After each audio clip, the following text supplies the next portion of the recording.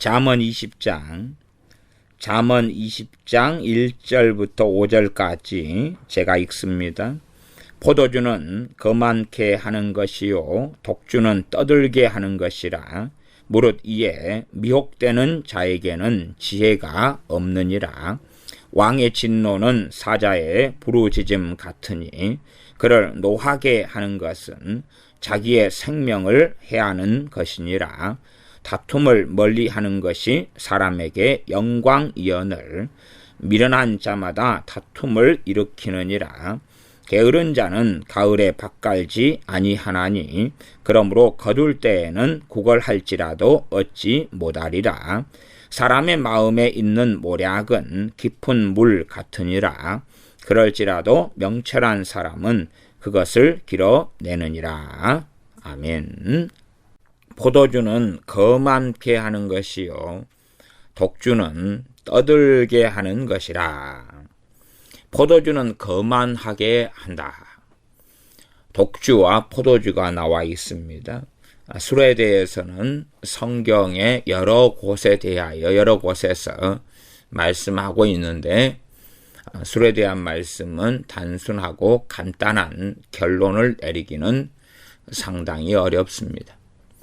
이스라엘 백성들은 술을 즐겨하였고 하나님의 백성 이스라엘은 술을 만들어서 잔치 때 등에는 항상 마셔왔고 또한 일반적으로도 술을 가까이 해왔습니다. 그래서 특별히 나실인 서원을 하는 사람들은 포도주를 독주를 마시지 않겠다고 서원하곤 했습니다. 그러나 다른 하나님의 백성들은 포도주와 독주도 가까이 하였고 과연 그것이 죄가 되었느냐 할 때에 일반적으로는 죄가 되지 아니했습니다. 에베소서 5장에서는 술 취하지 말라. 이는 방탕한 것이니 오직 성령 충만을 받으라 말씀합니다.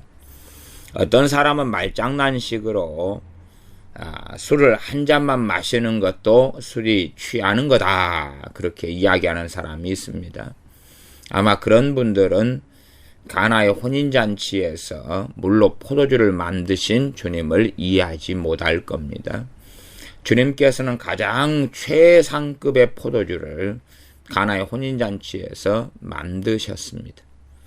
그리고 그 포도주를 사람들은 마시고 결혼 잔치를 즐겼습니다. 그러면 아마 포도주를 만드신 주님도 죄를 짓는 것이고 술 취하게 한 주님도 그 원인자가 되고야 말 것입니다. 그러면 술에 대하여서 즐기고 먹어도 된다 그런 이야기는 할 수 없습니다. 왜냐하면 20장 1절은 포도주는 거만케 하는 것이요 독주는 떠들게 하는 것이라 그러지 않습니까? 아예 그냥 이 포도주와 독주에 대하여서 이스라엘 백성들에게 금지 명령이 내려버렸다면 해석하는 것은 쉬울 겁니다. 그러지 않습니까? 안 먹어버리면 쉽다 그 말이죠. 술을 입 밖에라도 대면 죄다. 그러면 간단할 것인데 술에 대하여서 긍정과 부정적인 두 가지의 말씀이 존재하기 때문에 그러기 때문에 이게 균형을 이루지 않으면 상당히 곤란한 말씀이 됩니다. 우리 한국에서는 선교사님들이 복음을 가지고 들어왔을 때에 한국 사람들, 특별히 남자들을 보니까 술에 임박인 사람들이 너무 많은 거예요. 술을 마시는데 가정도 돌보지 않고 일도 하지 않고 항상 주막에 앉아서 막걸리나 마시고 흥청망청한 사람이 너무 많고 다시 말하면 이 우리나라 사람들은 술에 대해서 굉장한 중독적인 성향을 가지고 있습니다. 러시아 같은 데는 이 위스키 같은 건가요? 그 굉장히 독한 독주 이런 게 발달했는데 왜냐하면 너무나 추운 지방이기 때문에 그렇습니다. 영하 40도가 되거나 넘고 막 그러니 그 극심한 추위를 견디기 위해서 술이 한 모금씩 필요했지요. 서부시대에도 너무나 추울 때에 서부시대 개척자들은 위스키 같은 걸 조그만 병에 담아서 가지고 다녀서 몸을 데우는데 사용하기도 했습니다. 술을 마시면 몸이 열기가 돌고 혈류가 빨라지고 혈액의 흐름, 피의 흐름이 빨라지면서 열이 나거든요. 술을 마시는 사람이 한겨울에도 길에 누워서 자다가 얼어 죽는 이유가 안 춥기 때문에 그런 거죠. 술을 마시니까 춥지 않으니까 정말 실제로 안 추운갑다 생각한 채 길에 누워서 안 추우니까 자는데 때가 되면 몸의 온도가 떨어지면서 죽더라. 그래서 오히려 술을 굉장히 추울 때에 한 모금씩 마셔줄 때에 얼어 죽는 것을 방지하고 동상 같은 것도 방지하고 그렇습니다. 그렇기 때문에 이 술이라는 것을 악이나 죄로 정죄하는 것은 바람직하지는 않습니다. 그러나 술에 대한 양극단은 다 잘못된 것입니다. 술을 마시는 것이 죄다 하는 것하고 술을 얼마든지 마셔도 죄 짓는 게 아니다. 그것은 다 잘못된 것입니다. 좌로 우로 치우치는 것입니다. 그래서 술에 대하여서 오히려 사람들은 치우치기가 너무 쉽기 때문에 술에 대한 말씀들이 고루고루 나와 있는 겁니다. 그냥 한쪽 측면에서 아예 술을 마시기만 마시면 죄다. 포도가 있다 그러면 포도주를 마시면 죄이기 때문에 무조건 포도즙만 짜서 마시거나 포도만 따서 먹어야 된다. 과일이 있으면 과일주를 마시는 건 죄고 과일만 따서 먹어야 된다. 실제로 어떠한 야생 과일 같은 경우는 그냥 먹어서는 맛이 하나도 없고 심지어 먹지도 못하는 과일이 과실주를 담아놨을 때는 세계적인 명품 과일주가 되는 경우들이 아주 많습니다. 그래서 창조 섭리와 창조 목적상 어떠한 과일, 어떠한 야생 열매들은 아마도 과일주를 하나님께서 의도하셨지 않나. 그렇게 해서 과일주로 마실 때에 사람 몸에 약술이 되고 사람 몸에 보호를 하고 사람 몸에 아주 좋은 영양분을 제공하는 것을 봅니다. 그런 열매 중에 하나가 이 산다래 같은 겁니다. 산다래는 이번에 백운산 등반 갔을 때 산다래가 굉장히 많았는데 저 산다래 같은 것을 가지고 그냥 먹기는 거의 먹지 못할 만큼의 맛입니다. 잘 익어도 아주 대단한 맛을 가지지는 않습니다. 산다래 같은 것으로 술을 담가 놨을 때에 그 산다래로 술을 담가서 세계 포도주 대회에 내보냈는데 세계 포도주 대회, 명품 포도주 대회에서 3위를 했습니다. 그 정도로 이 한국의 산다래로 만든 다래주가 포도주 품평회에 나가서 세계적인 입상을 할 정도의 그 정도의 명품이 나오는데 단지 품평회라는 것 이런 그런 것은 그냥 만만 이야기하는 게 아니라 그 성분을 다 조사해 가지고 그 영양소가 영양분이 어찌 되느냐까지 다 확인하는 거지요. 그냥 맛만 보고 맛만 좋다 그러면 그러면 인공적으로 하는 것이 사람을 속일 수도 있겠습니다. 그런 것은 아닙니다. 주님께서 포도주를 만드시면서 공생의 사역의 첫 번째 기적을 행하신 것을 보면 술에 대한 극단성으로 치우치지 않는 것은 중요합니다. 그렇지만 이 극단성이 오히려 없기 때문에 술에 대하여 성경은 허용적이기 때문에 문제는 술로 인하여 죄를 짓기가 쉽다 하는 사실입니다. 그래서 20장 1절은 이렇게 나왔습니다. 포도주는 거만케 하는 것이요 독주는 떠들게 하는 것이라. 무릇 이에 미혹되는 자에게는 지혜가 없느니라. 이에 미혹된다. 미혹이란 단어가 사용됐습니다. 이에 미혹된다. 미혹되는 것은 빠진다 그 말이죠. 술에 빠진다. 다시 말하면 술 자체를 인간관계의 어떤 수단이나 혹은 잔치 때 좀 사용하는 것이나 뭐 등등이 아니라 아예 술이 하나의 인생의 목적이 되고 인생의 알코올 중독처럼 그런 것을 흘려가는 사람들, 그런 사람들은 지혜가 없다. 다시 말하면 술에 빠져서 사는 사람들은 하나님 보실 때에 지혜가 없는 사람들이 있다는 것입니다. 그러므로 술에 빠져 사는 사람들이 깨어 있어서 하나님 앞에 살아갈 수가 없습니다. 신약 성경으로 가서 주의 종을 뽑을 때에 조건 중에 하나가 술에 임박인 사람은 안 된다. 우리 주 예수를 믿는 사람 가운데 알코올 중독자도 있다는 이야기예요. 또한 술을 너무나 많이 마시고 즐기는 사람도 우리 주 예수를 믿고 그리고 알코올 중독자인 상태에서 예수님을 영접한 하나님의 자녀들도 있다 그 말이에요. 또 주님을 믿은 다음에도 술에 임박이고 사는 사람들이 있다는 사실이에요. 그런데 그 사람들 속에서 주의 종을 뽑아서는 안 된다라고 이야기합니다. 뭐 극단적으로 술 마시는 사람은 구원받지 못한다. 술 마시는 사람은 항상 죄마 짓는 사람이다. 그런 건 아니라 그 말이에요. 그러나 포도주는 거만케 하는 것이다. 사람이 술을 마시면 자신감이 대부분 많은 경우에 생기고 담대해집니다. 소심한 사람도 술을 마시면 막 담대해져서 말을 많이 하게 되어져요. 그래서 한국에서는 그런 속담이 있지 않습니까?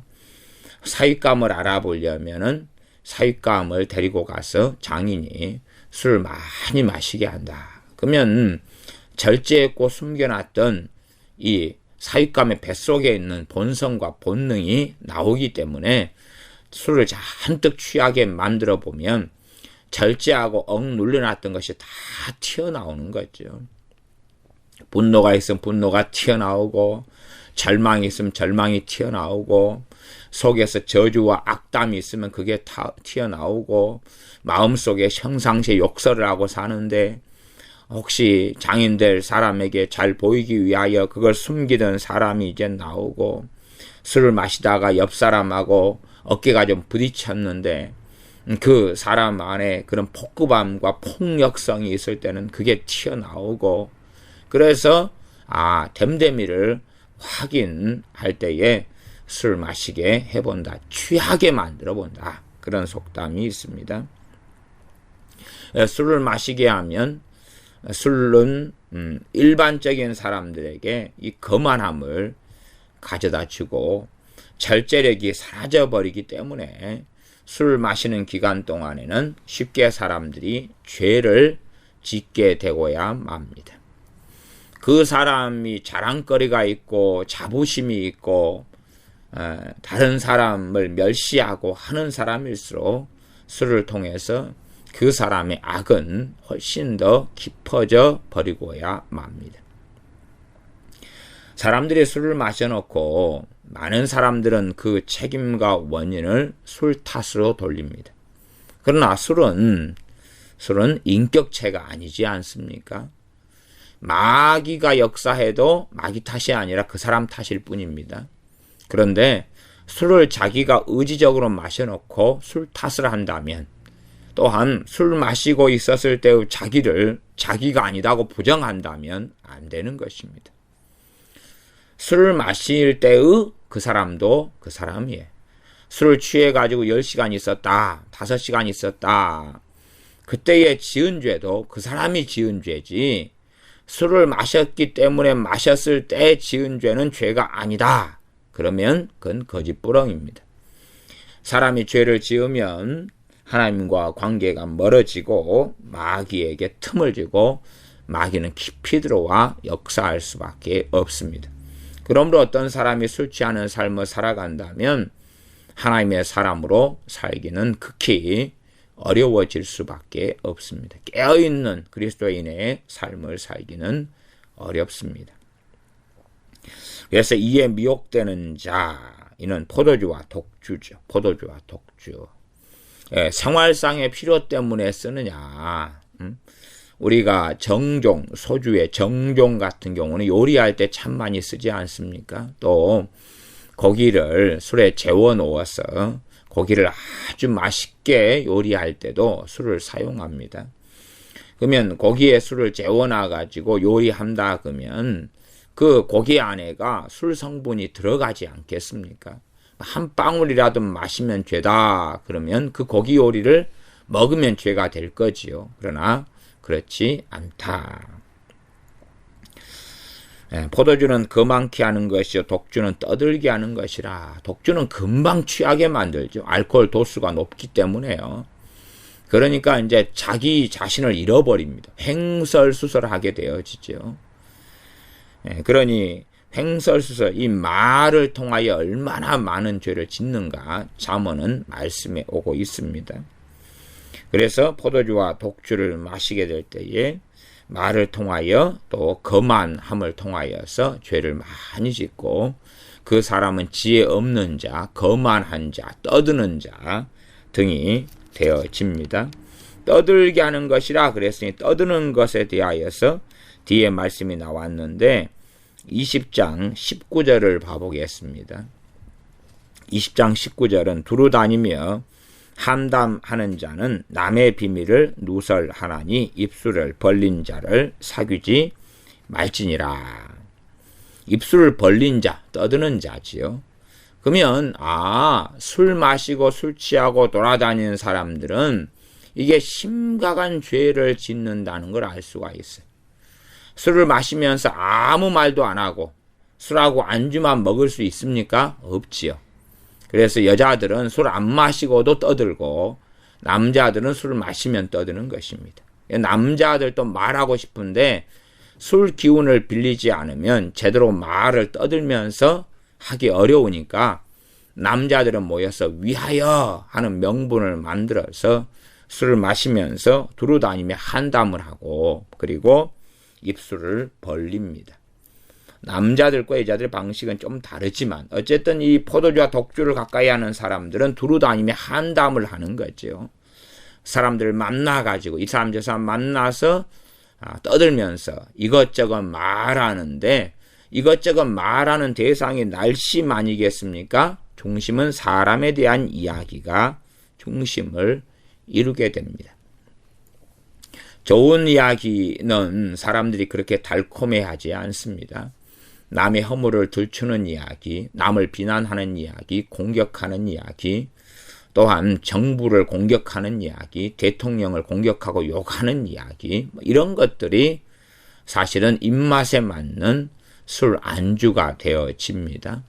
그렇게 해서 남자들은 마시면 그런 못돼 먹은 이야기들을 나누고 살기 때문에 다시 말하면 그러한 정보와 내용을 모르는 사람은 왕따가 되니까 온갖 이 종북주의에 선동된 미디어와 방송을 보면서 거기에서 정보를 얻어서 나도 세상 돌아가는 걸 안다. 그러는 이 속임수 가운데 정보를 가지고 두루다니며 술 마시며 함담을 합니다.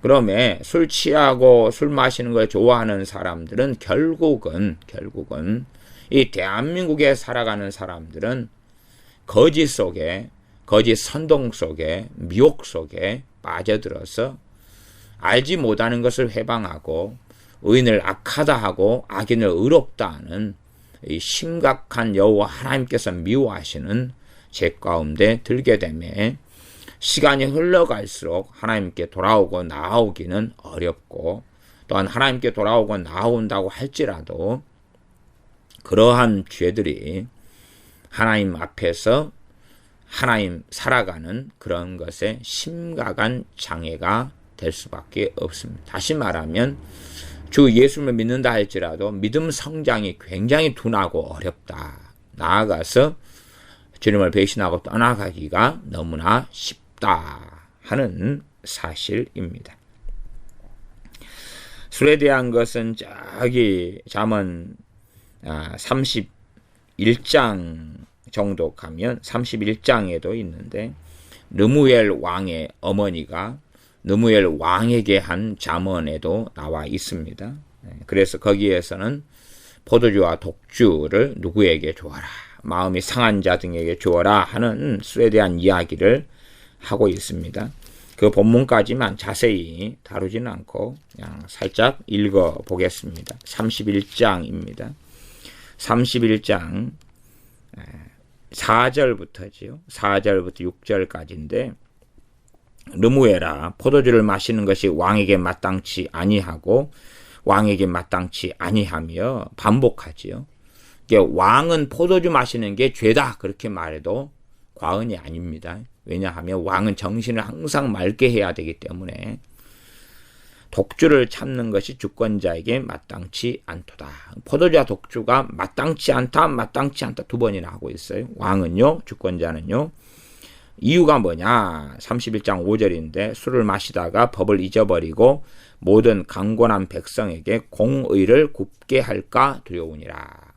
정신이 이제 해롱해롱해져 버리니까 이 이성이 약해지고 논리가 약해지고 법을 굽게 하고 잘못된 해석을 하고 충동적이고 감정적이고 정욕적이 되기 쉽다 그 말이에요.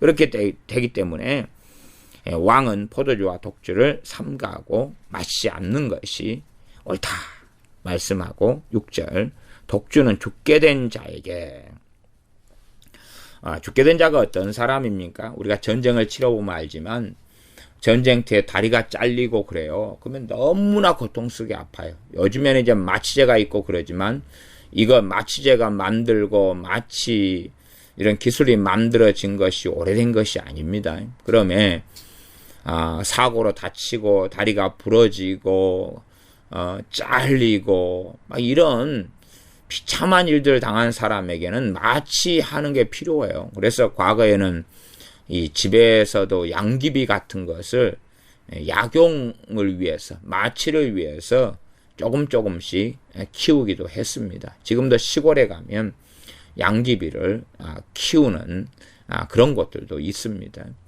약을 쉽게 구매하거나 구입하기 어려운 깊은 시골 등에서는 그것을 통하여 깊은 고통이 나타났을 때 양귀비 등을 통하여 이 마취를 하기를 원했기 때문에 그러지요. 죽게 된 자에게 독주를 쓰라. 그 말, 독주를 어디다 쓰는 거예요?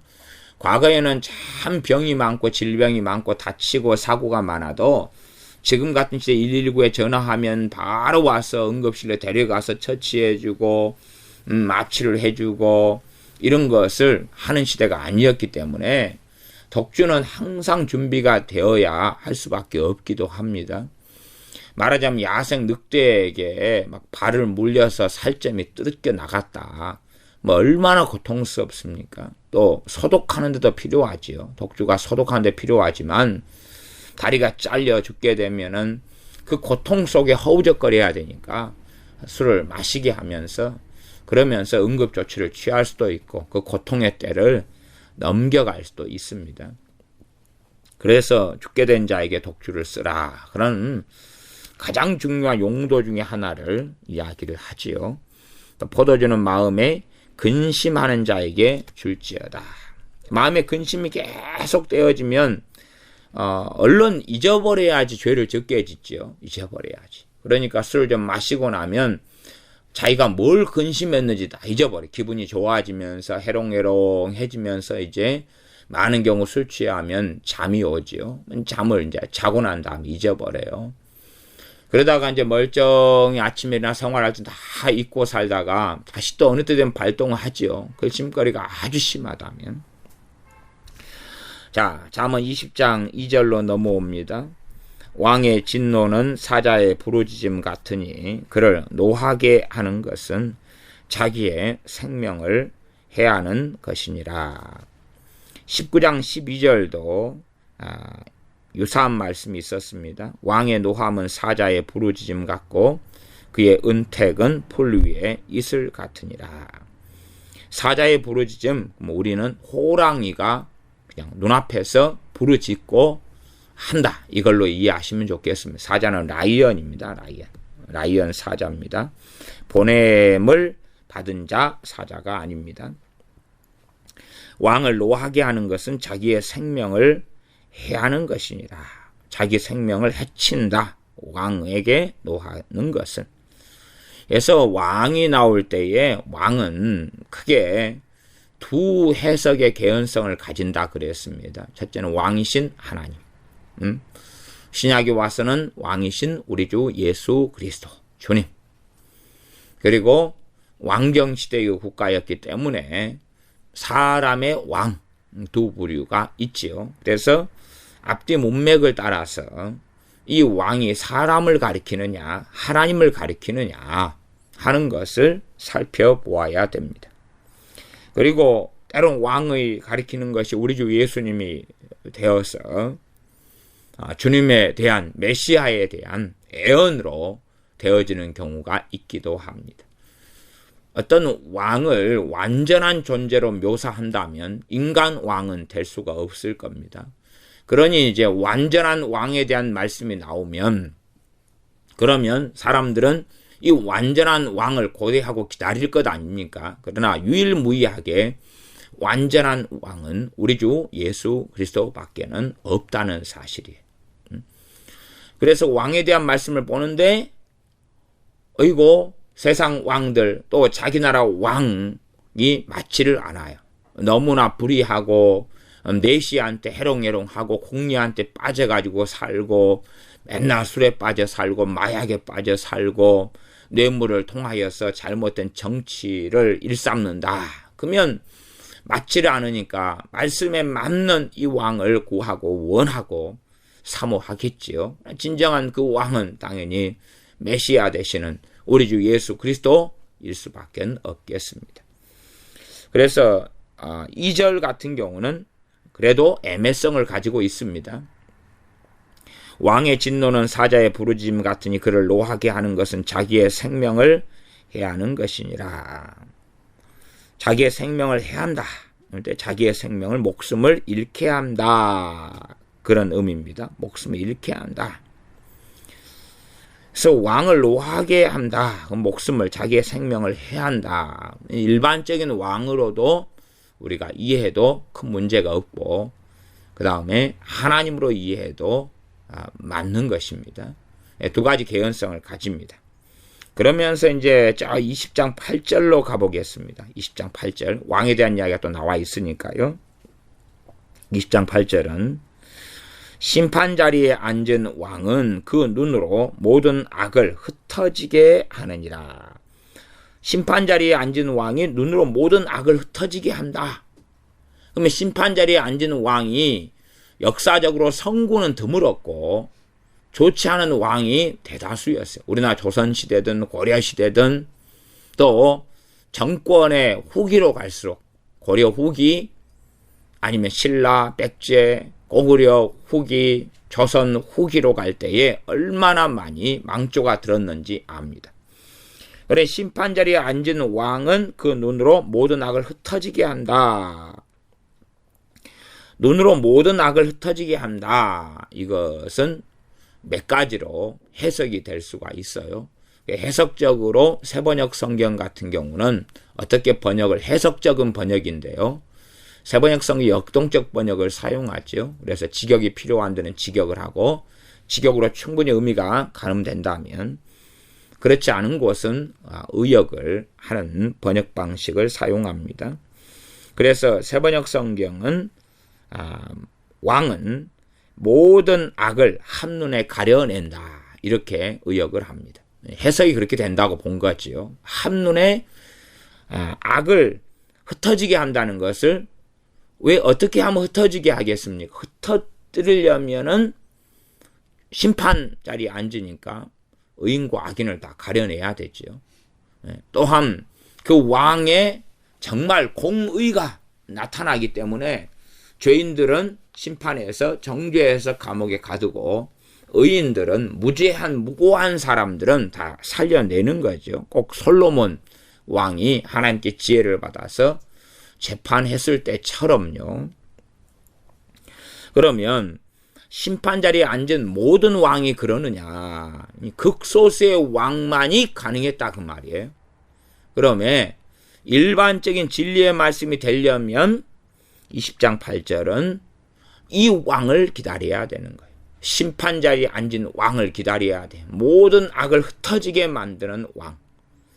모든 악을 세번역 성경식으로 하면 한눈에 가려내는 왕. 누굽니까? 우리 주 예수 그리스도에 대한 애언으로 저는 본다 하는 것입니다.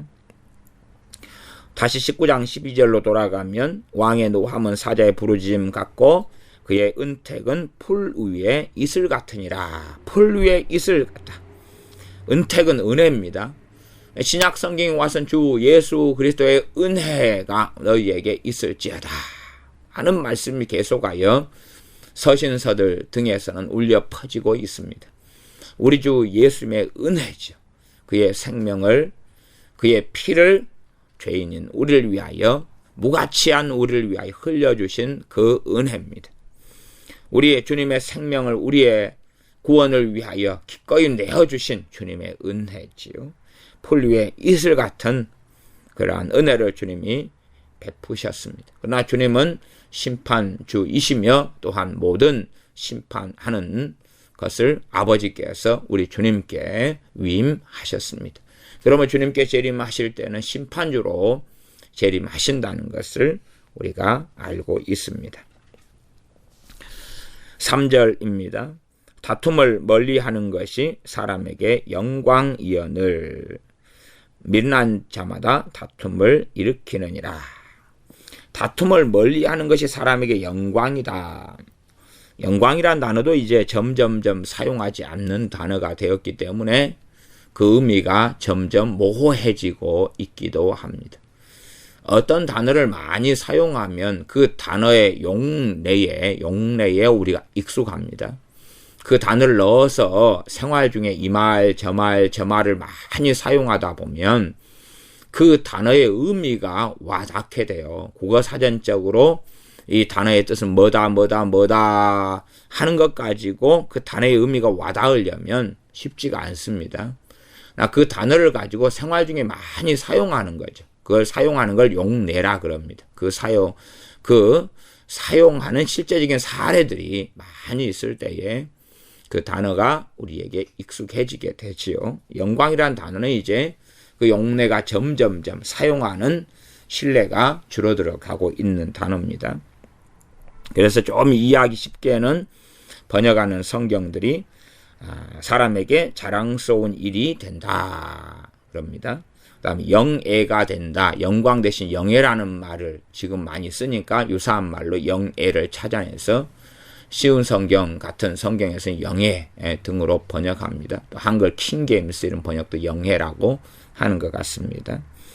다툼을 멀리하는 것이 사람에게 영광이여늘 자랑스러운 일이다. 다툼을 멀리한다고 자랑스러운 일이라고 저는 보기는 어렵다고 봅니다. 다툼을 멀리하는 것하고 자랑스러운 일은 별로 상관이 없다.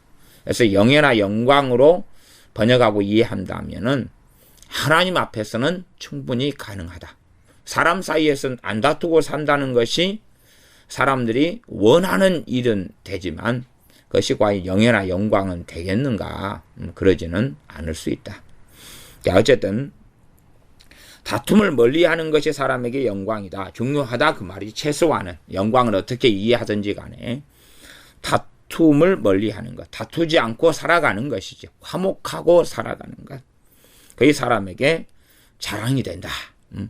우리 집안에서 안 다투고 화목하게 살아가고 옆집에서는 맨날 비행기가 날아다니고 접시가 날아다니고 텔레비전이 날아다니고 뭐 때로는 싸우다 보니까 남편은 아들을 집어 던지고 엄마는 딸을 집어 던지고 그래서 이 비행 소녀가 되고 비행 소년이 되고 이렇게 되어지면 얼마나 그 가정은 옆에 평온하고 안 싸우는 가정이 부럽겠습니까?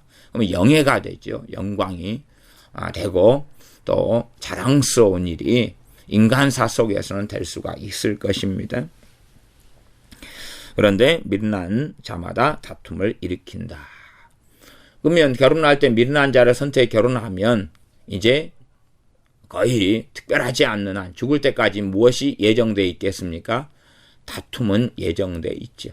안 다투려면 그건 결코 쉬운 일이 아닙니다. 아무리 손바닥이 마주쳐야 소리가 난다 그래도 놀라운 사실은요. 한 사람이 다 어지간하면 특별한 장애인이 아니고선 두 손바닥을 가지고 있다는 게 문제예요.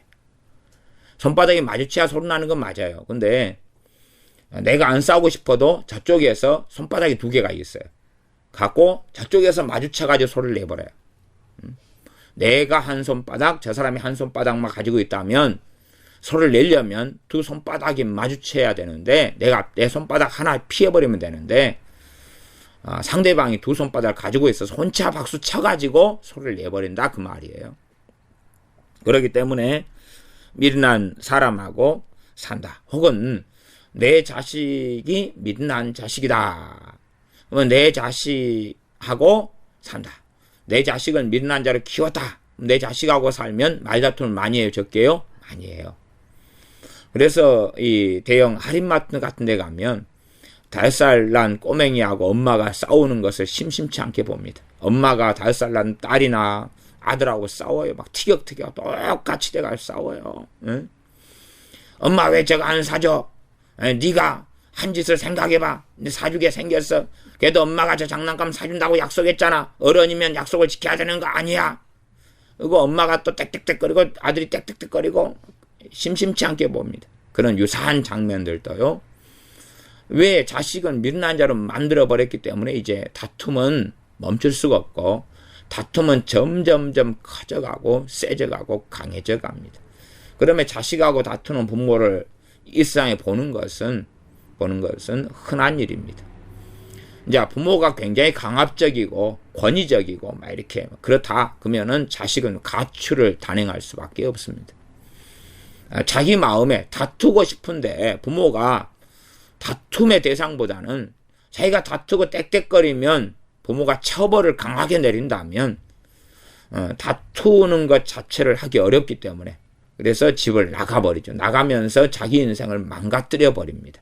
학교를 그만둬야 될 거고 아니면 공부를 안 해야 될 거고 끊임없이 반항해야 될 거고 그러니 부모가 옳은 이야기 공부해라 그러면 거꾸로 청격으로 반대로 튀어버리겠죠. 여자애 남자애 네 공부할 때니까 사귀지 말아라 그러면 부모를 기분 나쁘게 하고 마음 상하게 속상하게 만들려고 난 사귀어 버릴 거야. 그리고 중학교 때부터 화장하고 밖으로 나돌아다니는 것도 흔한 일이 되고야 맙니다. 그러면 어릴 때에 자녀를 바르게 양육해서 미련한 자가 안 되게 해야지 미련한 자로 키워놓으면 다툴 일은 너무나 많습니다. 다투면 결국은 감정이 상하고 속이 상하고 마음이 상합니다. 미련한 자가 혼자 빠끔살이만 하고 있어도 그걸 지켜보는 부모도 속이 상해요. 나이가 다 들었는데 저런 유아틱한 행동을 지금도 하고 있는가. 그렇게. 그래서 20장 11절에 보면 비록 아이라도 그 동작으로 자기의 품행에 청결하며 정직한 여부를 나타내느니라. 아이는 꼬맹이입니다. 아주 꼬맹이. 아주 꼬맹이도 그 동작, 그 행동으로 자기의 품행에 청결하며 그것은 깨끗한지 더러운지 정직한 것, 정직한 여부, 옳은지 그른지를 나타낸다. 그러니 아이의 행동 거지를 잘 보면 눈을 가리지 않은 사람들은 알 수가 있다는 거예요. 그 아이가 깨끗한지 더러운지 어디가요? 마음이요. 마음이. 그 다음에 옳은지 그른지 옳은지 잘못됐는지 이것을 알 수가 있어. 그러면서 아이일 때 바로잡아야지 시간이 흘러가면 스스로 바로잡는다. 그렇게 되질 않아요. 그렇기 때문에 우리 사람에 대해서 아이에 대해서는 주로 나무로 비유를 하고 주님께서는 나무로 이야기를 하셔요. 나무로. 가시나무에서 무화과를 따겠느냐. 무화과 나무는 무화과를 맺고 포도나무는 포도 열매를 맺는다고 나무 이야기를 사람에 비유하셔요. 그게 사람은 쉽게 변할 수가 없는 존재예요. 쉽게 변할 수가 없어요. 심지어 우리 주 예수님을 영접하여 영으로 거듭나서 마귀 자녀가 하나님 자녀가 되어도 일순간에 그 사람이 달라지거나 변화되지는 않아요. 변화의 길, 성화의 길, 주님을 닮는 길은 오랜 여정과 오랜 시간이 걸립니다. 나아가 성령 충만을 받는다 그래도 한순간에 변화되는 측면이 있고 성령 충만한 채 몇 년이 지나도 변화가 더딘 부분이 있어요. 그렇다면 성령 충만을 받지 않는다면 변화가 더딘 게 아니라 심지어 역으로 반대 방향으로도 갈 수 있고 조금 받았던 은혜까지도 신속하게 소멸되어 버리는 것은 일반적인 일이 되고야 말 것입니다. 그래서 아이 때의 그 동작을 보면서 아이 옳은지 그런지 더러운지 깨끗한지를 알아야 되지요. 그래서 이 미련한 것을, 미련에 얽혀있는 것을 정리를 해나가야 됩니다. 그래서 미련한 자와 함께 살고 미련한 자가 형제다, 또 미련한 가족하고 함께 장사를 한다고 생각해 보세요. 그러면은 항상 뭐가 일어납니까? 다툼이 일어나요. 그러니까 미련한 자라는 것이 공부 못하는 자를 이야기하는 게 아니라 그 말이에요. 왜냐면 미련한 자는 다툼을 일으킨다는 거예요. 미련한 자가. 공부를 잘해도 미련한 자고 다툼을 일으킨 미련한 자다 그 말이. 하나님 뜻과 하나님 말씀은요, 하나님 내린 정의가 그런 거예요. 누가 자격증이 많다 적다 하고 공부를 못한다 잘한다고 상관이 없어요. 뭘 일으키면 미련한 자예요? 다툼을 일으키면. 미련한 자의 일반적인 열매는 다툼이다 그 말. 다툼이에요. 그러니까 그 사람은 자기가 해야 될 일을 안 해요. 안 하면 이제 네가 할 일을 네가 해라 그러면 기분 나빠해 좋아해요? 나빠하지요. 그 다음에 이제 안 하겠죠. 왜 네 할 일을 네가 안 해? 그러면 또 기분 나빠하죠. 나중에는요, 포기하기 때문에 다툼이 안 일어나는 경우도 있어요. 포기하기 때문에. 왜냐하면 자식이다 그러면 네 할 일을 네가 해라 하고 10년을 시켰는데 안 해요. 짜증나 더 나요. 그러니까 내비둔 채로 이제 자식이 1, 2, 3번이 있다 그러면은 1번 자식이 지 할 일을 안 하니까 1번이 할 일을 2번 네가 해. 그러면 이제 2번에 미련한 자식이 아니니까 이제 자기가 짐을 하나 더 지고 한단 말이에요. 그 1번은 안 건드려요. 이제 안 건드려요. 괜히 네 할 일을 네가 해라 그러면은 막 성질내고 짜증내고 신경질 내고 또 알았어요. 그 다음에 1시간 지나도 전혀 안 했고 10시간 지나도 전혀 안 했고 다음날 지나 전혀 안 하니까 짜증나잖아요. 그러니까 이제 있는 듯 없는 듯 살아버리는 거예요. 안 건드는 게 최선이다. 그것도 다툼이 일어나는 거예요? 안 일어나는 거예요? 일어나고 있는 거예요. 일어나고 있는 거. 많은 가정에서는 자녀가 미련한 자가 돼가지고 안 건드려 버리니까 다툼이 없다고 생각하는 건데 그런 의미는 아니다. 는 건 아셔야 돼요. 4절 게으른 자는 가을에 밭 갈지 아니하나니 그러므로 거둘 때에는 구걸할지라도 얻지 못하리라. 게으른 자는 가을에 밭을 갈지 않는다. 가을에 밭을 갈지 않는다. 이제 가을 되면 이 추수를 하지 않겠어요? 추수한 다음에 땅을 그대로 놔두는 게 아니라 이제 준비를 하는 거죠. 근데 우리나라하고 이 중동 지역은 좀 틀려요. 기후가 틀려요. 그래서 가을비가 땅 갈기 전에 내리는 비예요.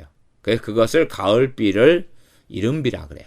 그다음에 봄비는 수확하기 전에 내리는 비이기 때문에 봄비를 늦은 비라 그래요. 그러니까 가을에 이렇게 나왔으면 우리는 가을 되면 수확해버리고 이제 농토를 쉬게 하는데 이스라엘은 그때는 이제 수확하고 지난 다음에 땅을 갈 시기가 되어져요. 그래서 우리나라 번역 성경에는 그런 부분에 오해가 없게 하려고 가을 이렇게 보다는 그냥 철 이런 단, 제철, 한철, 철, 제철에 밭을 갈지 않는다. 밭 갈 때 밭 갈지 않는다. 이렇게 이제 그냥 편리적으로 번역해 줍니다.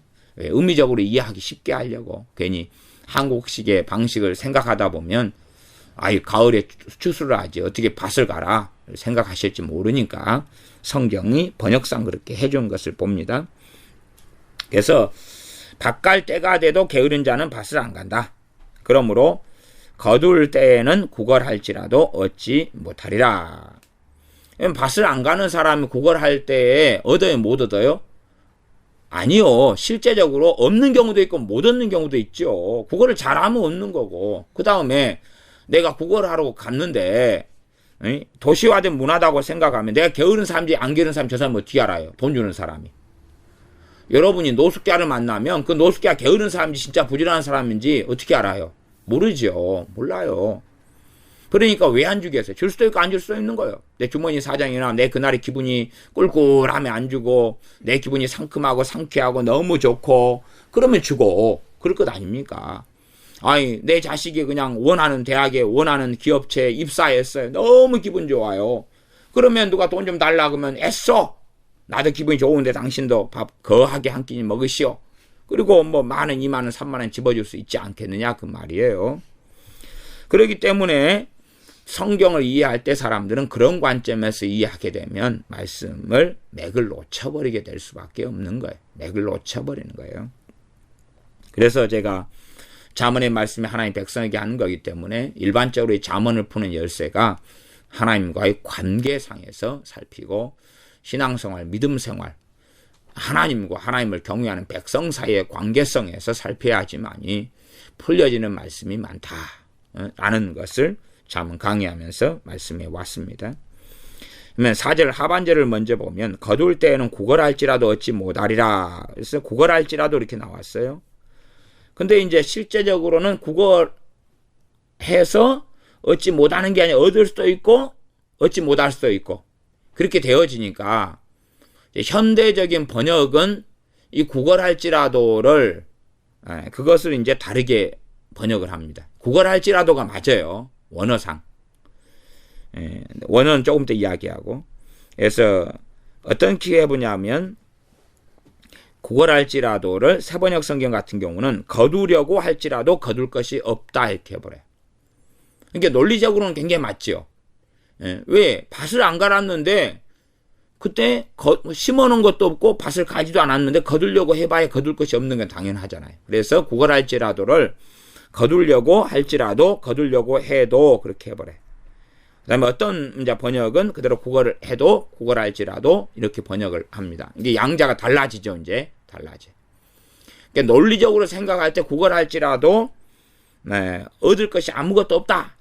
이것이 이제 개혁성경이나 개정개혁판이나 우리말 성경 등에서 번역하는 또 원어에 맞는 거예요. 근데 원어에 맞게 해버리면 이 땅의 삶에서 볼 때는 안 맞거든요. 안 맞아요. 여러분 노숙자가 오면 부지런한 노숙자한테만 돈 주고 뭐 라면 주고 그러진 않잖아요. 부지런한지 안 부지런한지 알 수 자체가 없다 그 말이에요. 알 수가 없어요.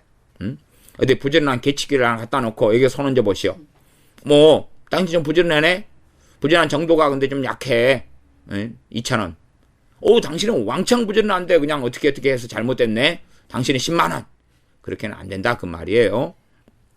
그래서 구걸할지라도가 히브리어로는 이 구걸하다 이 구걸할지라도의 히브리어가 샤알입니다. 샤알 이래 샤알. 제가 보니까 샤알이더라고. 샤알인데 이것은 우리가 간구하다 할 때 쓰는 말이에요. 간구하다, 간청하다, 요구하다, 요청하다, 문의하다, 물어볼 때 이제 이때 샤알이에요. 샤알. 그러니까 이것은 거두려고 할지라도 하고는 상관이 없는 단어예요.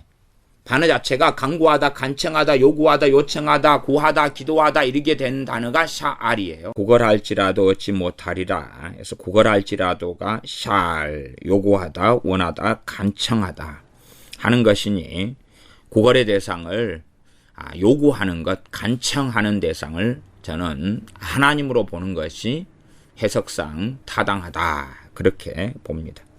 이 땅에서는 이 게으른 사람이 구걸하고 원해도 받는 경우도 있고 못 받는 경우도 있기 때문에 그러나 진리의 말씀이 된다면 그것은 하나님께서는 공의로우시고 하나님께서 인자하시고 자비로우시지만 하나님의 인자와 자비의 범주가 하나님 말씀 66권에 명시된 것에 따라서 행하시며 자신의 뜻을 이미 말씀 66권을 통하여 계시하셨기 때문에 그러합니다. 그러면 게으른 자가 가을에 제철에 밭을 갈지 아니한다. 게으른 자가 밭을 간다는 것을 사명으로 저는 해석합니다. 이 잠언에 있는 많은 말씀들이 실제로 비유적이거나 아니면 알레고리로 영해로 해석하는 건 상당히 위험성을 가지고 조심스럽게 해야 됩니다만 영적인 의미를 가지는 또 비유적인 의미가 아주 많다는 것까지 염두에 두셨으면 좋겠습니다.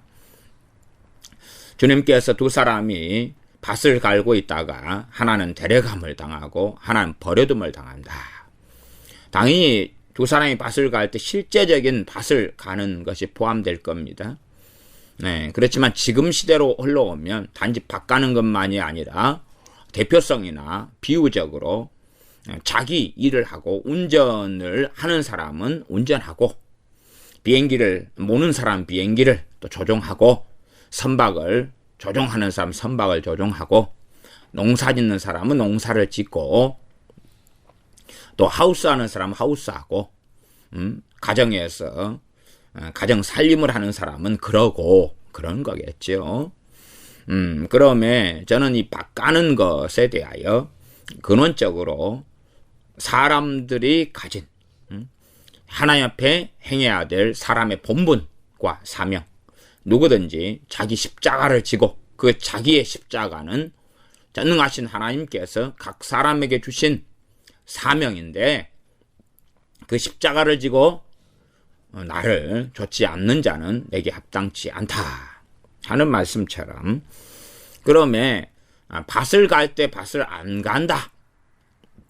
그래서 게으름의 근원적인 것을 하나님과 관계성에서 이해해야 된다 라는 말씀을 제가 계속 드려오고 있습니다.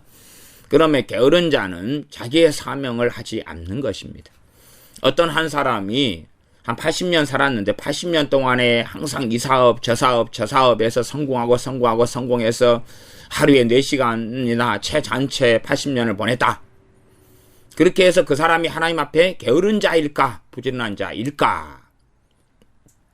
자기를 위하여 살았다면 게으른 자고 주님을 위하여 살았다면 부지런한 자이겠지요. 그러면 이 제철에 밭을 갈지 않는다. 밭을 갈아야 될 때에 안 간다. 주님께 예배해야 될 때 예배해야 되고 기도해야 될 때 기도해야 되고 감사할 때 감사해야 되고 하나님을 신뢰하고 믿어야 될 때 믿어야 되고 또한 각 지체로서 지체됨의 사명을 감당해야 하는데 그렇지 않는다. 그러면 거둘 때에는 이미 거둘 때에는 거둘 게 하나도 없겠죠. 밭을 갈아야 밭을 간 다음에 씨를 뿌리죠. 근데 씨도 안 뿌렸다는 이야기고 거둘 때는 거둘 것이 없어요. 거둘 게 없으니까 거둘 것을 대신하여 누구한테 달라 그럽니까? 하나님께 달라 그런다 그 말이.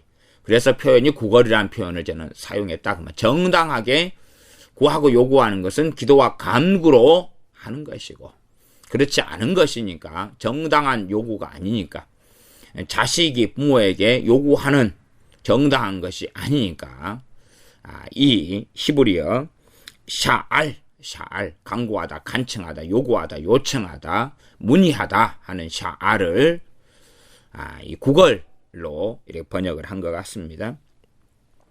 자, 하나님께 요구하고 요청했다 간구했다 간청했다 그래도 얻지 못한다.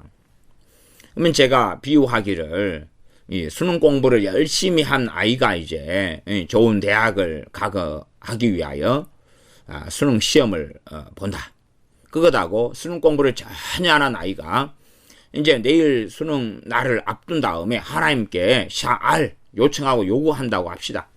수능 점수가 어마어마하게 많이 나오도록 잘 나오도록 최고점이 나오도록 자기가 원하는 데 갈 수 있도록. 왜 최고점이 나와야 되냐 그러면 평상시에 잘 한 아이들은 이미 학교 등급이 높을 거 아닙니까? 그래서 수시에도 합격할 텐데 평상시 잘 안 한 아이는 이 등급 자체가 원체 낮을 거니까 본고사에서라도 점수가 수능에서라도 잘 나와야지만이 그나마 어느 정도의 대학이라도 갈 수 있으니까 최고점 정도를 요구할 것 아니겠습니까? 그러나 과연 그러한 요구에 하나님은 응답하시겠습니까? 그렇지 않다는 것은 우리가 누구든지 다 알고 있습니다. 다 알고 있어요. 그런 얼토당토한 기도들이 우리의 삶에 너무 많은 것이 문제가 됩니다. 어떤 사람이 다 정직하게 또한 돈을 벌고 적절하게 사용하고 잘 저축하고 잘 돈을 관리하고 살아온 하나님의 자녀하고 돈을 잘 관리하고 사용하는 것도 청지기의 사명인데 모을 돈 쓸 돈이 없다면 몰라도 넉넉하게 벌었는데 허풍덕풍하게 이리저리 다 쓰고 사용해서 돈을 제대로 쓰기 위하여 모아야 될 때 모으지 않았다. 그런 상황에서 당장 쓸 일이 생겨서 하나님 주십시오. 그러면 과연 응답되기를 바랄 것이냐? 바랄 것이냐?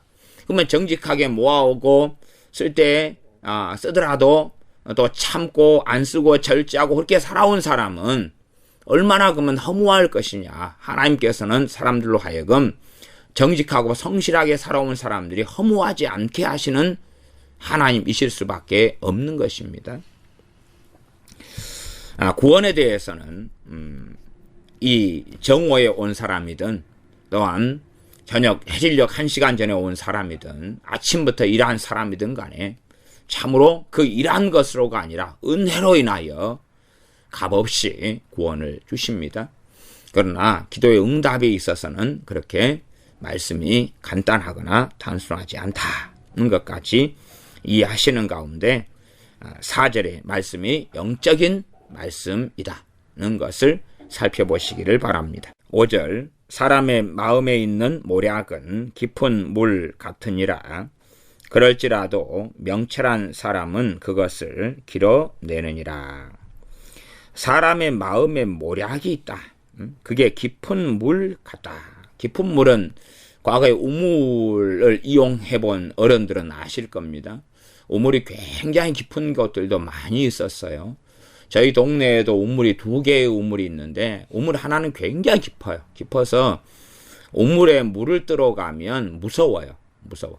그래서 그 깊은 우물에는 전설이 많은데 술 취한 동네 아저씨가 빠져 죽었다. 그래서 막 밤 되면은 물 들어가면 굉장히 무서워서 깊은 우물은 보면은 아주 깊기 때문에 무서워서 물뜨기도 무서워요. 두레박이 툭 하고 줄에 묶은 두레박이 떨어질 때에 꼭 내가 떨어지는 것 같은 이런 기분을 느끼거든요.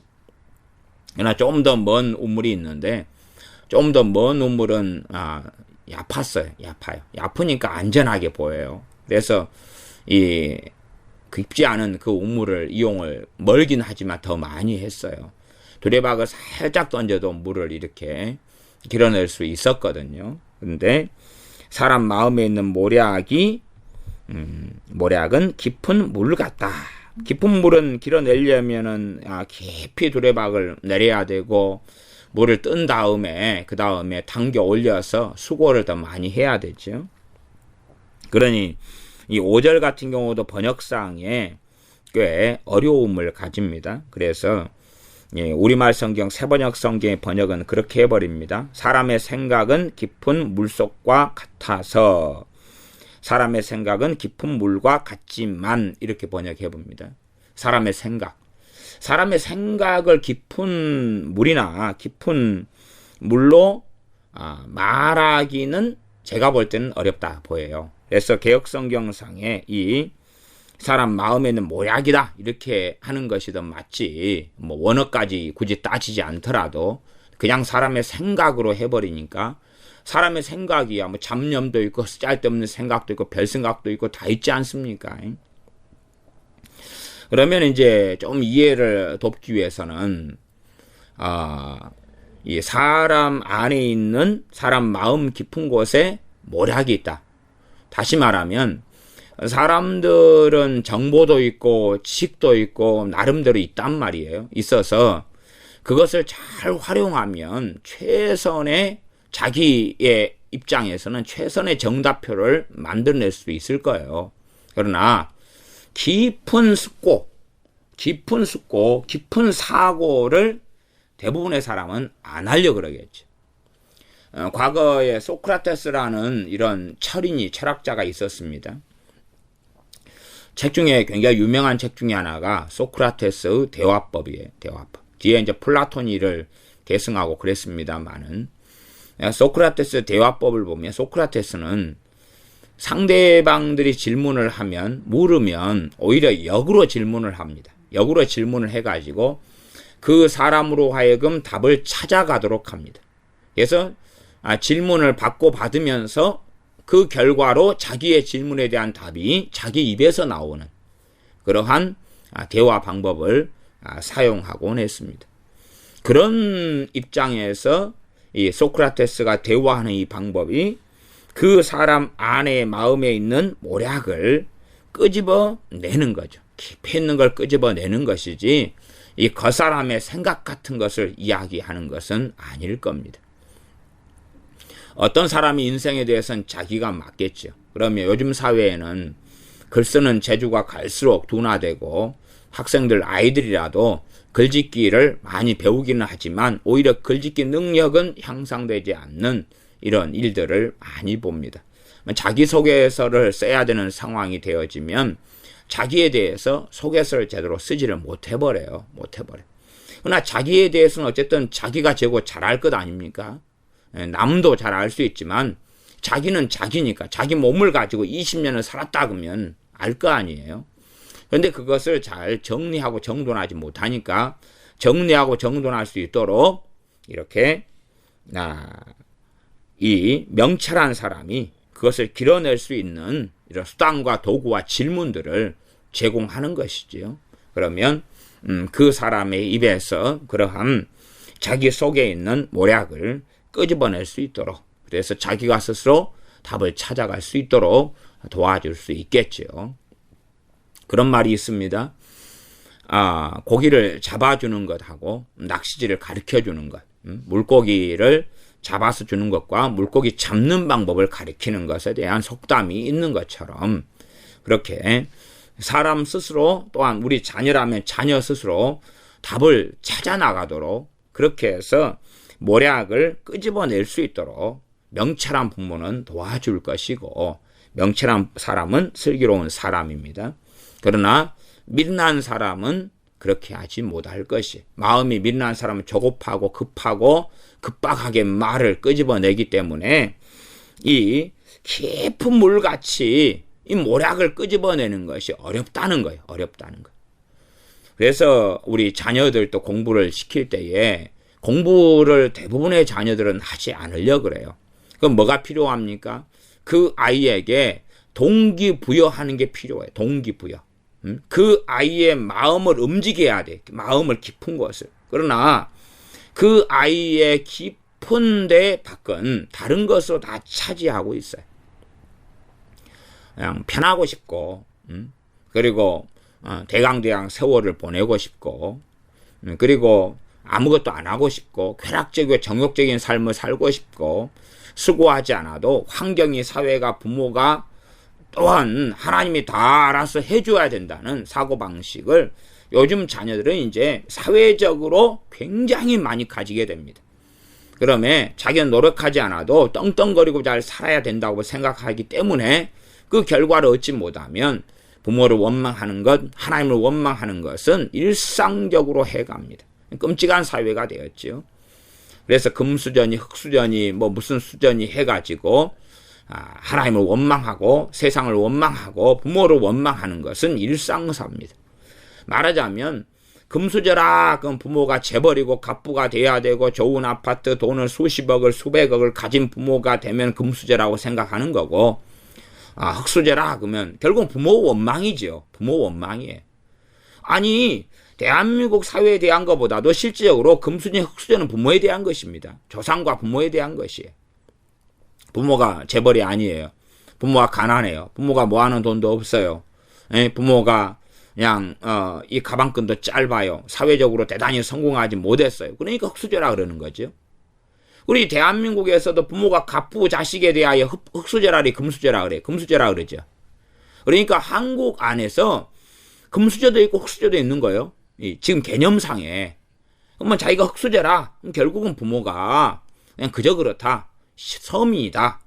이런 거죠. 그럼 결국은 부모 원망이죠. 왜 당신들이 제대로 못해가지고 당신들이 흙수저면서 흙수저가 결혼해서 흙수저를 낳았냐. 그렇게 가는 거죠. 그러면 결국 부모에 대한 원망이고 교회를 다니고 신앙생활 하는 사람들은, 젊은 친구들은 하나님에 대한 원망으로 바로 직결돼 버립니다. 그래서 이제 잘못된 길에 들어서는데 하나님과는 멀어지고 등지고 배신하고 배반하는 길을 걸어가는 것이 이 사회적으로 주어진 심각하고 무서운 일에 해당되게 됩니다.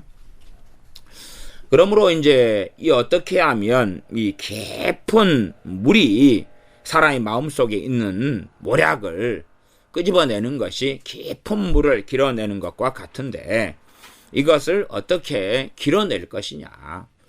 그것은 쉽지 않고, 그것을 해낼 수 있는 사람은 명철한 사람, 슬기로운 사람이 그렇게 한다는 사실이에요. 명철한 사람, 슬기로운 사람은 그렇게 자녀라면 자녀에게 하나님께 구하면서 동기부여를 시킬 수 있을 거예요. 그러나 그렇지 않은 부모는 잔소리로 끝나죠. 그래서 자녀에게 반항이 더 일어나고 더 방해를 해버리겠죠. 그러나 미련한 부모는 자기 입장에서는 맞는 말이에요. 그러나 그것이 자녀에게는 맞는 말이 되지 않다는 것을 이해하고 알지를 못해요. 왜냐하면 자기 말을 통해서 동기부여가 되는 게 아니라 자녀에게는 실망과 분노와 짜증이 일어나게 만들어버리고 좋은 열매를 거두지가 못하는 거죠. 사람의 마음에 있는 모략이 있다. 그 모략을 깊은 물 같으니까 그것을 길어내야 되잖아요. 길어내는 게 쉬워요, 어려워요? 어려운 거다, 그 말이에요. 소위 말하면 우리가 이 기름이 나오는 그러한 기름이 석유가 숨겨져 있는 그런 곳이라고 합시다. 석유를 시추하기 위해서는 시추하는 시설을 만드는데 일반적으로 막 수백억, 수천억이 들어갑니다. 그런 천문학적인 돈을 투자해야 돼요. 왜? 너무나 깊이 있게 석유가 많기 때문에. 그 다음에 석유 시추를 먼저 기본적으로 해봐가지고 이게 석유가 양이 얼마나 매장량이 있느냐 이런 것도 먼저 확인을 해야 되는 문제도 생기고, 그러기 위해서 천문학적인 돈이 들어가요.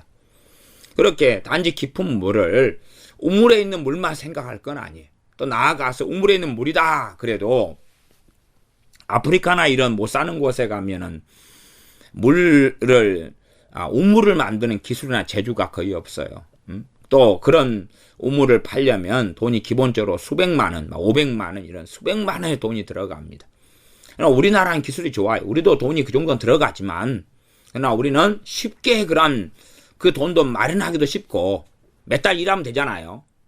그리고 그렇게 시추업자를 불러가지고 우물을 파기도 너무 쉬워요. 지하수를 파는 거죠. 관정을 파는 건데, 그러나 그런 아프리카나 이런 마을들이 우물이 없는 곳은 마을 주민이 힘을 다 합쳐도 그 우물 하나 팔 돈이 없다, 그 말이에요.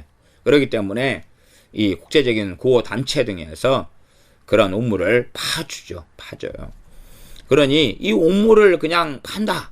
그러면 그러한 못 사는 나라에서는 우물 팔 때 어떻게 해야 되겠어요? 삽으로 그냥 나무, 괭이 등으로 돌을 묶어가지고 나무에 그래가지고 파면서 얼마를 파야 돼요, 그게. 예를 들면 100m를 파야 된다 그러면 가능하겠어요? 또 사람이 파가지고 들어가야 될 테니까 그냥 밖은 어마어마하게 넓어야 돼. 그래가지고 점점 좁아지는 방식으로 파들어가야 되는 거예요. 그리고 이제 다 판 다음에는 나머지 사람이 판 부분은 돌로 다 메워야 돼. 왜? 우물 크기의 둘레를 만들어 놔야 될 거 아니에요. 그게 쉬운 게 아닙니다. 그러니 전문적인 기술과 기계가 도입될 때는 아주 간단하게 파고 쉽게 할 수 있지만, 과거 이 사회에서 우물을 판다는 것은 그렇게 어려운 일이었어요.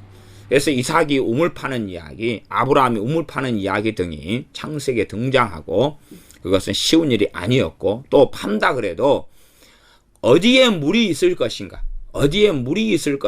알아내는 것 자체가 쉬운 일이 아니었다, 그 말이에요.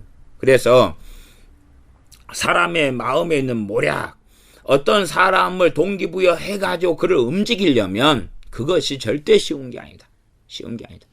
그러면 명철한 사람은 그것을 가능하게도 한다, 그런 거예요. 명철한 사람, 옛날 삼국지식으로 하면 제갈공명이나 방통이나 뭐 이런 사람도, 이 군사, 모사를 가지고 있는 사람도, 그런 가능한 사람도 있기도 했지요. 그래서 전쟁을 할 때 되면 군사들에게 사기를 진작시켜야지 사기가 전쟁에 있어서 승패를 좌우하는 중요한 키가 되기도 합니다. 얼마나 그 군사들이 전쟁을 용맹하게 할 수 있는 동기부여를 시키느냐. 다 전쟁터에 만나면 다 두려워요. 다 도망가고 싶어요. 다 총알을 피하고 싶어요. 그러나 용맹함을 어떻게 일으키느냐는 거죠. 어떻게 일으키느냐. 명철한 사람은 그것을 길어내게 하고 가능하다. 그 사람 안에 다 두려움이 있는데 그 사람 안에 뭘 뽑아내는 거예요? 이 용맹함을 뽑아내는 거예요. 그래서 훌륭한 장수는 그런 장수였어요. 훌륭한 장수는 싸움을 스스로 잘하는 장수가 아니라 그 장수 이전에 군사를 잘 통솔하면서 그들에게 용기를 불러일으키는 거예요. 용기를 불러일으켜야. 일제시대에 단재 신채호 이런 사람들, 이런 분들 같은 경우는 이 청년들에게 실망하고 포기하고 자포자기하고 노력하지 않는 청년들에게 다시 그들로 하여금 일어나게 만들고 노력하게 만들고 일어서게 만들었어요. 이 네덜란드의 그룬투비인가요? 저는 나라 중에 꼭 이 네덜란드하고 덴마크를 자꾸 때가 되면 헷갈려요. 그런데 이 화란에서 그룬투비라는 목사님이 일어났어요. 그룬투비 목사님이거든요. 이 목사님이 전국을 다니면서 그 절망 속에 있는 그 화란의 백성들에게 사기를 진작시키고 동기를 진작시키고 다시 용기를 내게 하고 일어서게 만들고 그래가지고 그 나라를 세계 강국의 자리로 올렸어요. 동기부여시켜서 움직이게 만들고 노력하게 만들고 공부하게 만들고 땅을 파게 만들고 경작하게 만들고 침수가 다 돼가 들어오는 것을 뚝을 쌓아 만들고 그러면서 시간이 흘러갔지만 부국 강병하게 만든 사람이 그룬투비라는 주의 종이에요. 그러니 실상 한 가정에 있어서도 명철한 사람, 슬기로운 사람은 이 깊은 물 같은데 그걸 길어내는 거예요. 이게 우리식으로 이미 다 우물이 만들어내버린 것은 물 길어내는 것도 쉬운 건 아니지만 꼭 그런 식으로만 이해할 문제가 아니라고 제가. 그래서 석유 관정을 파는, 석유 지추하는 거, 그 다음에 전혀 아프리카에 있는 아무 땅이 없는 데서 우물을 파서 만드는 것 등에 제가 설명을 한 것입니다. 이 강해 설교와 일반의 설교의 차이가 있어요. 강해 설교는 본문들에 대한 주해가 중심이에요. 주해가 중심이고 적용은 깊이 있게는 할 수 없어요. 왜? 주해만 하는데도 시간이 굉장히 많이 걸려요. 설교가 아니에요. 강해 설교는 사실 주해 설교인데 설교, 일반적인 설교하고 강해는 다릅니다. 달라요. 그래서 제가 설교라면 이제 동기부여를 예를 들어서 자녀에게 어떻게 동기부여 해가지고 공부를 시킬 것이냐 그런 이야기를 설교라면 해나갈 수 있으나 강해 설교는 그런 건 할 수 없는 거예요. 그런 식으로 해버리면 이 주해는 못합니다. 본문 주해 이 강해만 해도 더 자세하게 주의할 것이 많으나 절제를 할 수밖에 없는 거예요. 그런데 그런 것까지 하는 것은 일반 설교예요. 그냥 한 본문을 가지고 설교하는 것이고 주해는 그게 가능하지 않아요. 이게 여러분이 주해는 듣고도 여러분이 적용해야 될 과제물이 남아요. 그리고 그것은 먼 길을 걸어가야 돼요. 그런 것을 쉽게 얻으려면 그건 주해 설교가 아니라 설교를 드려야 되는데 그 설교에서 그런 부분을 직접적으로 다루는 설교는 또한 거의 별로 없을 수 있어요. 그런 게 어디 얼마나 쉽게 내 입맛에 맞는 설교들이 어디 얼마나 있겠어요. 어쨌든 강해 설교는 주해 설교예요. 그냥 본문을 가지고 막 설교한다고 강해 설교가 되는 건 아닙니다. 그래서 1대지, 2대지, 3대지 한다고 강해 설교가 되는 것도 아니고 본문의 단어, 문장, 문맥을 정확하게 설명하고 다루는 거예요. 그래서 주의 작업을 그 가운데 메시지를 함께 포함시켜서 어느 선까지 그 이상은 나아가는 것은 이 강해 설교의 주안점은 아니에요. 물론 목사님들마다 생각하는 강해 설교의 어떤 개념이나 기준 자체가 틀리겠지만 제가 이해하는 제가 또 생각하는 강해 설교는 주의 설교가 중심이기 때문에 본문을 주의를 한 다음에 어느 선에서 멈출 수밖에 없어요. 그렇게 한다 해도 제가 이 강해 설교를 몇 구절 가지고 해도 1시간이 부쩍 넘어버릴 때가 아주 많아요. 그것이 더 자세하게 다루어져 버린다면 아마 서너절 할 때에 막 2-3시간이 돼버릴 거예요. 그러면 어떻게 듣고 어떻게 하고 그러겠어요. 아마 잠언 강의 하나 할 때 끝나고 나면 뭐 청년은 아줌마가 되고 아저씨가 되고 늙어버리고 말 거예요. 그러니 이 주의 설교, 강의 설교를 통해서 여러분이 궁금하게 생각하는 모든 실제인 적용까지는 다룰 수 없고, 그것은 여러분의 영역으로, 여러분과 하나님과의 삶의 영역으로 넘길 수밖에 없다는 것은 아셔야 됩니다. 기도하겠습니다. 아버지 하나님, 우리가 미련한 사람으로서 다툼을 일으키는 사람, 또 게으른 자로서 하나님 앞에서 사명을 감당하지 않고 하나님 앞에 사람의 본분을 다하지 않고 밭갈지 아니하는 사람이 아니라 참으로 하나님을 기쁘시게 하며 하나님을 즐거워하는 사람들, 또한 심지어 사람의 마음에 있는 모략이라도 슬기로운 사람, 명철한 사람이 되어져서 그 모략을, 사람들 마음속에 있는 모략을 길어낼 수 있는 그러한 명철한 사람이 되어져 가도록 우리에게 은혜를 베풀어 주시옵소서. 우리 주 예수님의 이름으로 기도하옵나이다. 아멘.